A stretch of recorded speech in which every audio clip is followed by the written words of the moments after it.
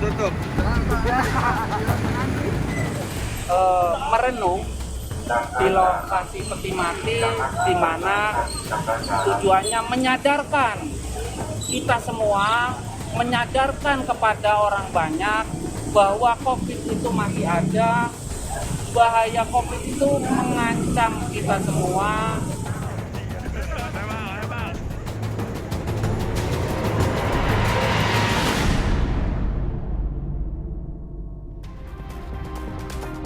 Saudara, Satpol PP DKI Jakarta telah menghentikan penerapan sanksi bagi warga yang tidak memakai masker dengan cara masuk ke peti mati. Kepala Satpol PP DKI Jakarta, Arifin, memastikan sanksi semacam itu telah dihentikan.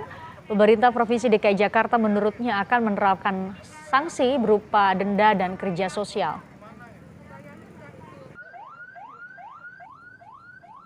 Beginilah sanksi bagi warga yang kedapatan tidak menggunakan masker di kawasan Parung, Bogor, Jawa Barat.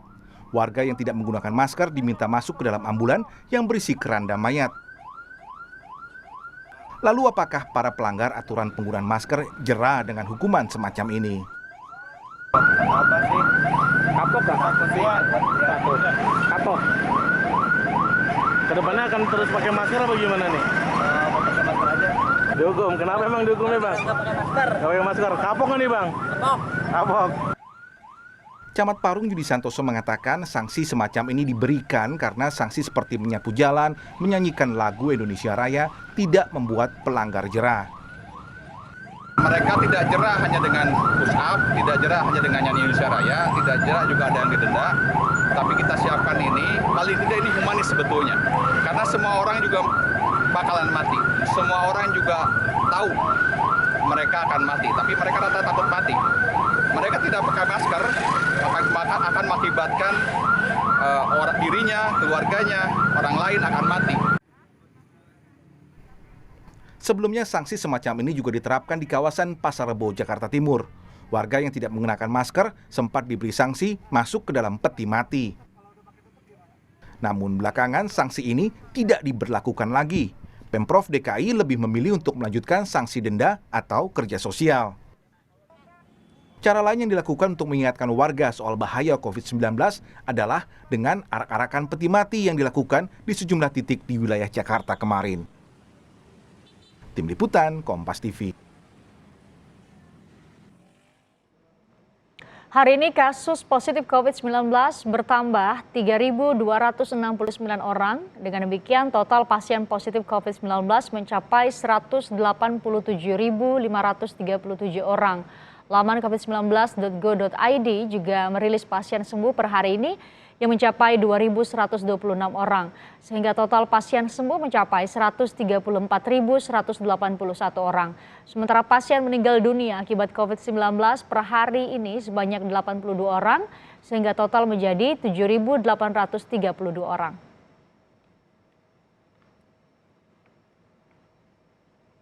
Untuk berdiskusi dan mengupas sanksi bagi pelanggar aturan PSBB, sore ini kita akan mengulasnya bersama Bupati Bogor Adi Yasin, dan nanti juga saya akan menghubungi Kepala Satpol PP Jakarta Timur Budi Novian. Saya ke Bu Ade dulu. Assalamualaikum Bu Ade, selamat sore dengan Riko.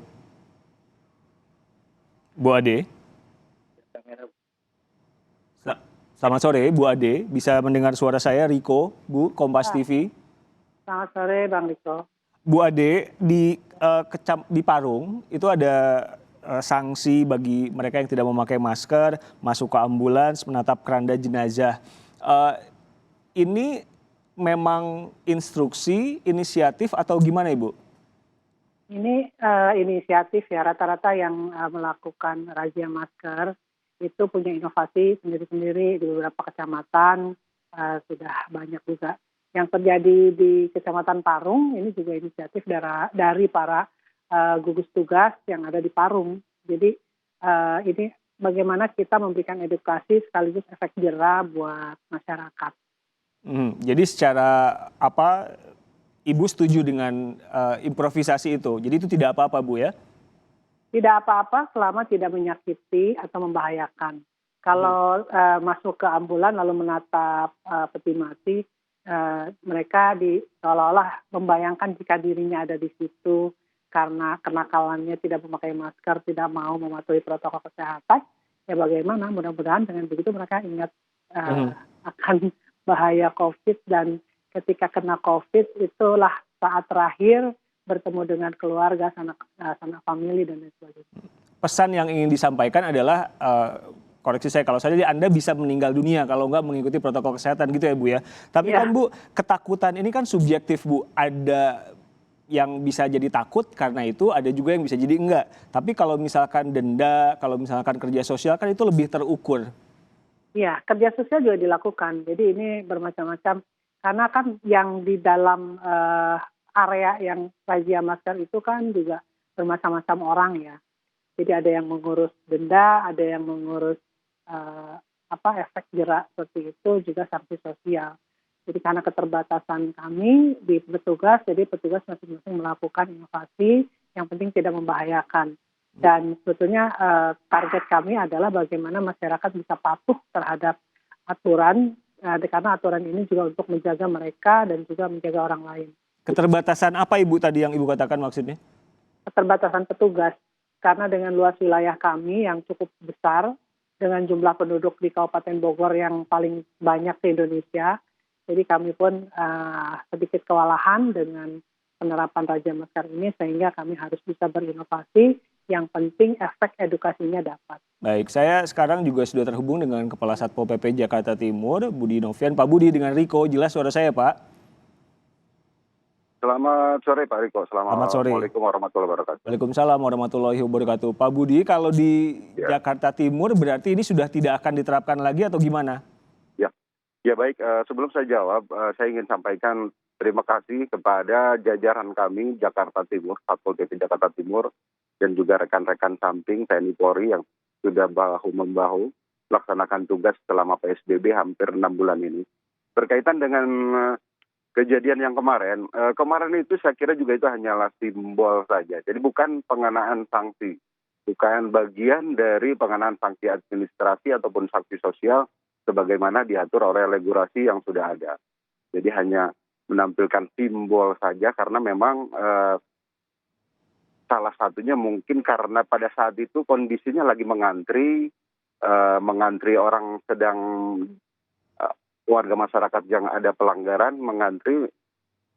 Jadi kondisinya memang spontan saja, bukan bagian dari pengenaan sanksi yang diatur oleh regulasi. Sorry Pak, lagi ngantri, kemudian ada pilihan masuk ke peti mati itu selama beberapa menit. Jadi si pelanggar itu disuruh milih antara denda, nyapu, atau itu, atau gimana Pak sebetulnya?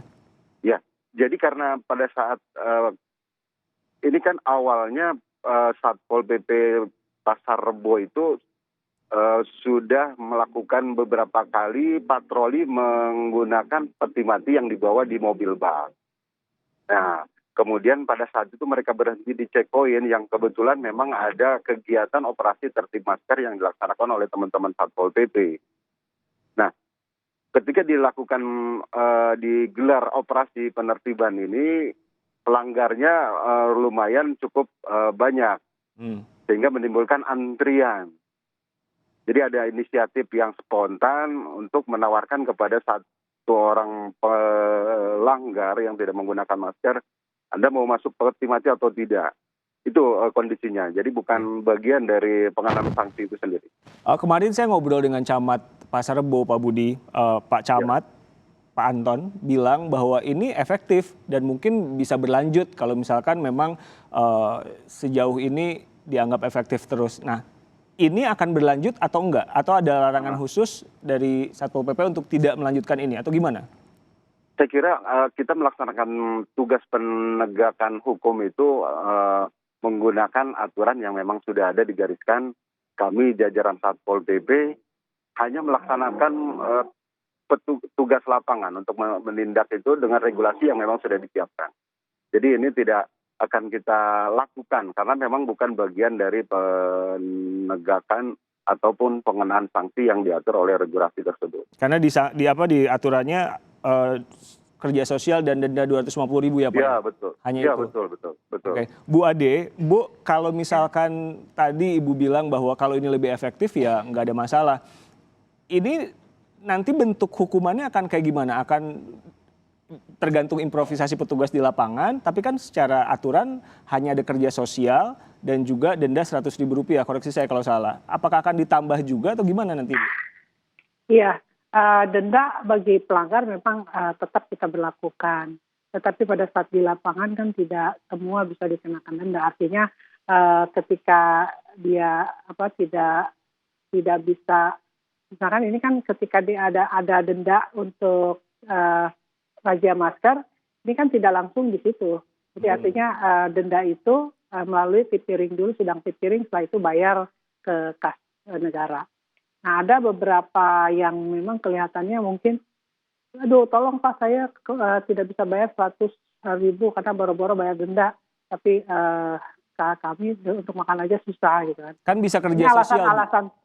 alasan ini juga menjadikan akhirnya kita kenakan yang lain seperti kerja sosial ya, menyapu, membersihkan toilet dan lain sebagainya. Tapi kan di lapangan tidak semua bisa seperti itu. Seperti contoh di Parung kemarin itu kan kondisi lalu lintasnya macet dan juga ramai gitu. Jadi kalaupun harus kerja sosial malah nanti menimbulkan kemacetan yang lebih parah. Jadi para petugas di sana akhirnya melakukan improvisasi. Yang penting kan satu ada edukasi dan dua ada efek jerak begitu.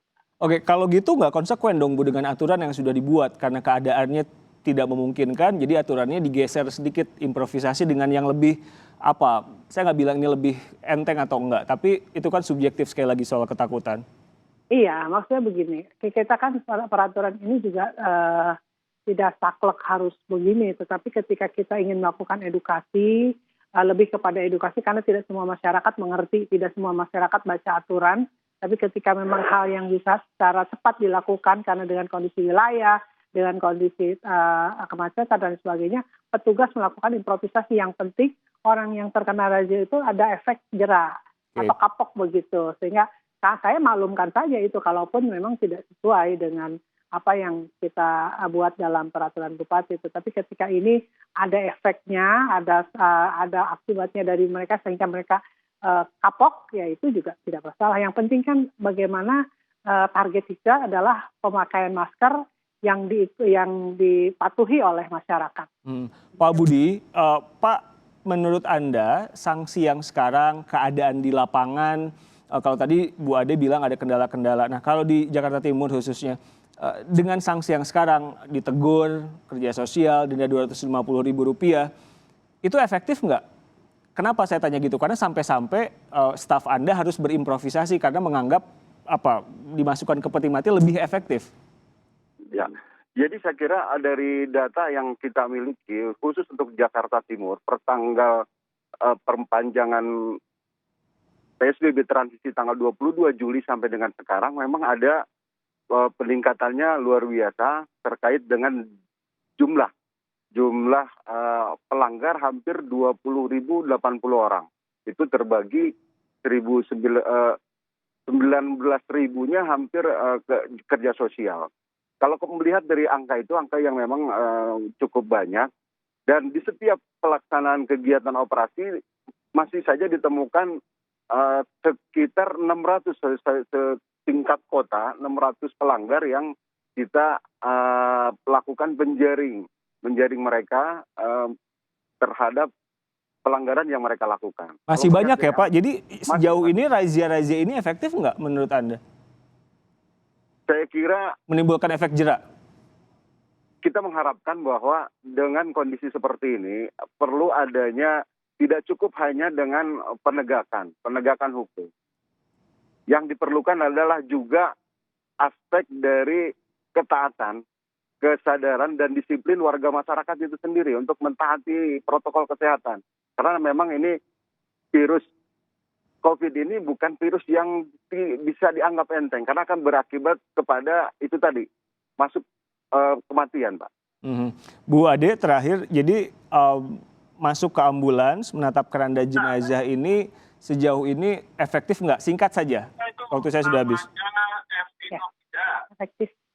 Efektif? Efektif, ya. Oke, jadi ini semua bisa jadi berlanjut apapun caranya supaya warga patuh protokol kesehatan. Begitu ya Bu Ade. Terima kasih meluangkan waktu untuk kami Bupati Bogor Ade Yasin dan Kepala Satpol PP Jakarta Timur Budi Novian. Terima kasih Bapak Ibu.